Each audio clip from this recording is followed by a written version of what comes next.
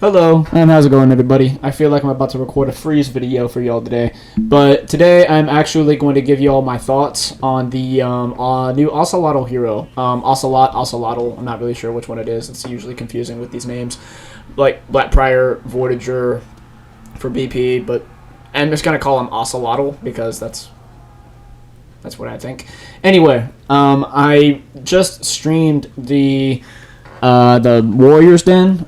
We got a lot of really cool stuff coming, but what we're all interested in is the new hero. Is he broken? Is he busted? Is he over the top? Is he none of those? How are his feats?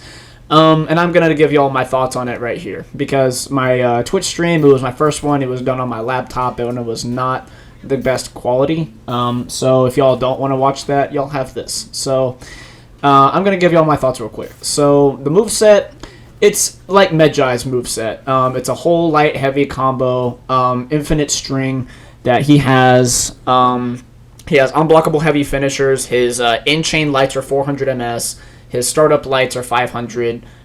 He's also like Medjai in the sense that he has a unreactable bash in-chain as well, and he also has an in-chain feintable bash as well. He has like 3 different bashes. But basically, if you press the same button twice, it's going to be a finisher of some sort. So you could press light, light, you could press heavy, heavy, and you could also do even bash, bash. And he's got some really cool animations, really, really cool hero. One thing that I will say about his moveset that I'm not too hyped about, and what I feel like might make him really broken in duels specifically, is that on every single bash, he deals 10 damage. That's right. Every single bash deals 10 damage, excluding his bash finisher, or his bash bash, which deals 22 damage. So that's definitely very good for like a dueling scenario. He also has a really cool stance where he can sort of, if you lock onto somebody and you pull back on the right stick, if you're on PlayStation PC, I don't know what that button is, but you pull back on, it's the same button as if you were in Hidden Stance or Sifu Stance with Nobushi or Jang Jun. But he goes into a prowl. He has increased movement speed. He cannot block anything, and it allows him to do a really cool move where he jumps towards you, closes the distance, and it does a heavy, which does 16 damage, and then he pulls the club out of you, which does an additional 8 damage. So 24 damage total heavy from that stance, and it's meant to sort of get away from people and to isolate one person. He's good at isolating and really dealing a lot of damage towards one person. So he's a very good dual character. Now on to the feats. My god, the feats. The tier 1 and the tier 4 feats, I think, are the most broken part of his whole kit. So his tier 1 feat basically promotes you to not get executed, to gank, which is good, but the downside is that if you die and you do not get executed, you basically have an opportunity to turn invisible. Nobody can see you, nobody can hit you, and you could essentially run away for an entire minute, in which the meantime you're actually able to regenerate your health, and you are able to go to a zone, capture a zone, until you activate it. So it's not like you can go to a zone and then you activate it and then you get a whole lot of health back and then you activate it again. It's not how it works. What you could do instead, though, is that you can wait the entire minute and you'll just respawn normally, or you can just run around, you can get a boost, you could go to a zone or whatever, but you cannot use the tier 1 feat to spawn directly in front of somebody.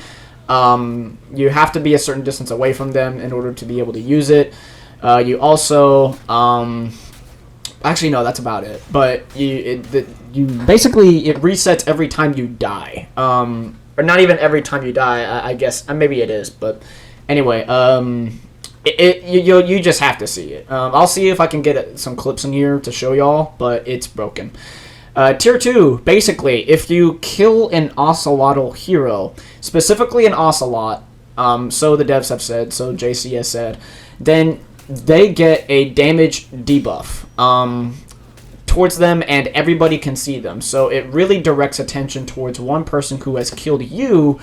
So basically, you're playing Ocelot, you have that tier 2 feat, they kill you, they have a damage debuff towards them, probably 20%, or 50%, I don't know if 50%, probably 20%, and then they're revealed to everybody on the map. So ganking, you know, anti-ganking, it's really good.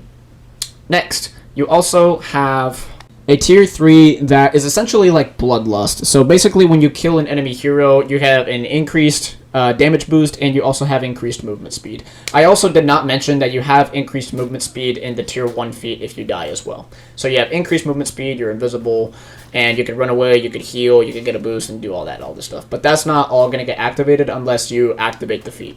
Anyway, your tier 3 is essentially Bloodlust. You get a attack buff, and you get a movement buff, rather than an attack buff and a defense buff.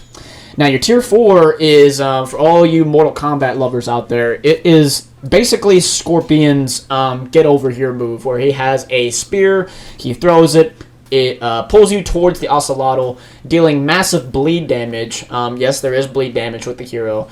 And it also guarantees a GB. So, yeah, you can definitely get ledge with it. And you can also get a guaranteed heavy off of it as well.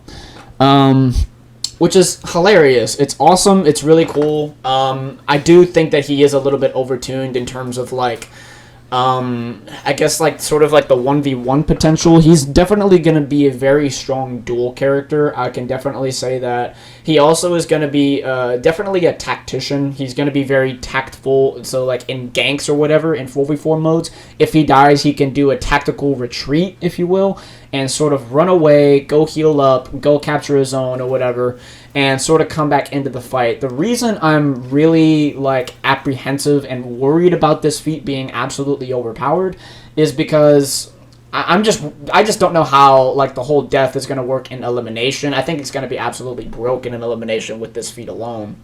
I also think the feat is going to be really strong in Breach as well. Like, I kept getting a comment on my stream saying, you know, like, attackers are always going to win now because if they have the Ocelotl on their team, they're going to keep getting infinite tickets.